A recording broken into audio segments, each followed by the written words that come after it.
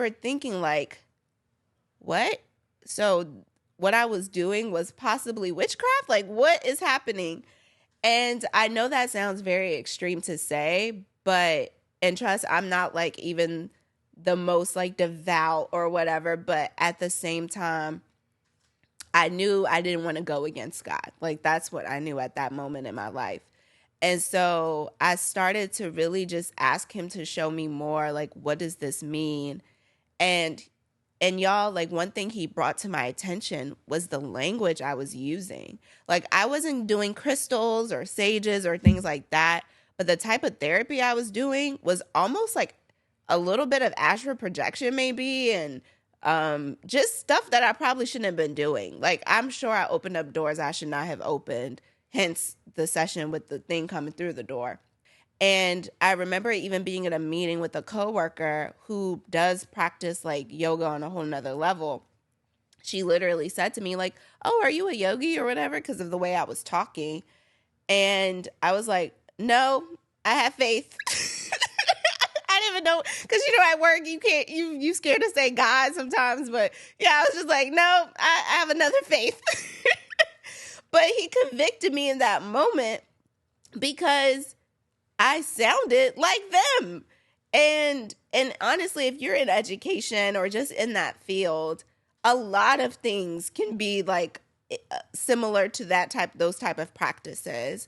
And so he revealed to me just a whole bunch of stuff. Like, for example, yoga is a Hinduistic religion. Like, that is a practice. And every pose that you do is an honor to their gods.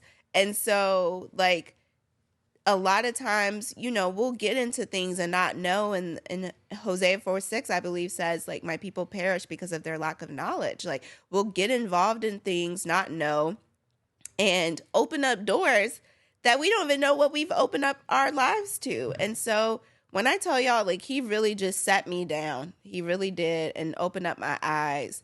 And so I just started to learn all these things. But in addition to that, I started having a lot of spiritual warfare because now my eyes were open, and now I was starting to be more really connected to God instead of like lukewarm or even legalistic. Like, I was starting to have a genuine desire and relationship for God, like wanting to read my word without him forcing me to, or without me praying with one eye open in the bed already and tired. Like, I was actually starting to be more intentional, and not because of rules that I created for myself, literally because he started to change my heart. He started to change my desires.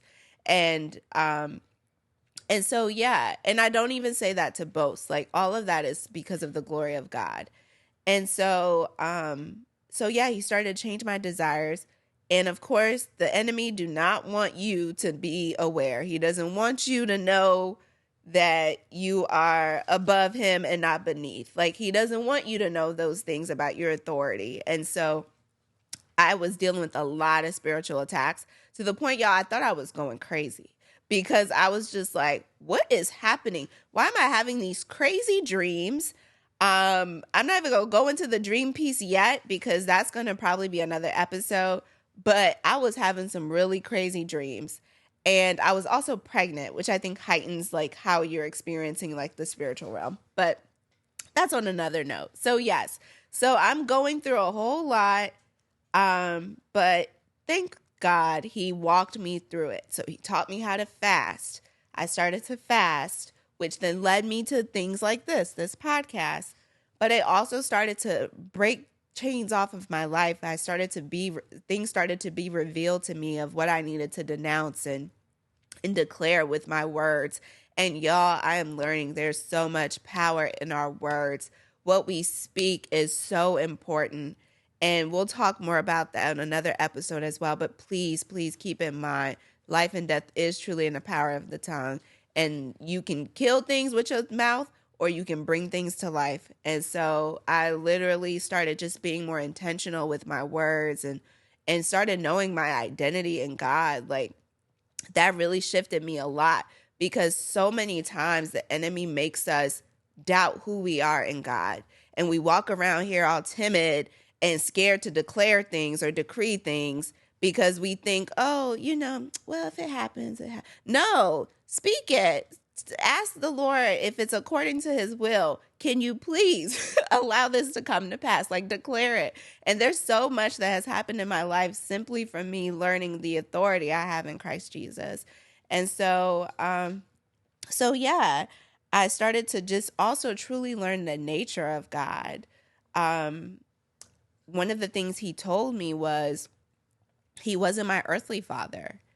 And I literally that kind of shook my paradigm a lot, because when not my father is amazing, but just like any person, you're not always gonna have 100% trust sometimes. And so that essentially is how I associated God in some way. Like, okay, God, you might be able to do stuff for me here and there, but you ain't gonna always do stuff for me. And you're not gonna always be there for me. And he revealed to me, like, no, I will. I am consistent. I am an unconditional love you will always receive from me. And so once I started to understand his nature, and honestly, y'all, reading Genesis helps with that. So if you need some guidance on like how to really understand the character of God, read Genesis, because it really helps you understand his intent for man. Before all the things started changing, what did he really desire from us? And it was just so much love. He has so much love, and he gave us so much authority. Um, and so yeah, like learning more about his nature has really just helped me draw nearer to him.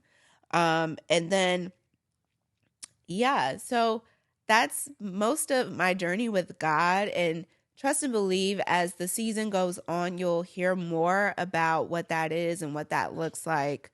Um, because there's lots of different facets of who I am. And like I said, I'm going to be bringing on people that I truly love who can also share their stories. So yeah, like I'm excited to do this walk with you all.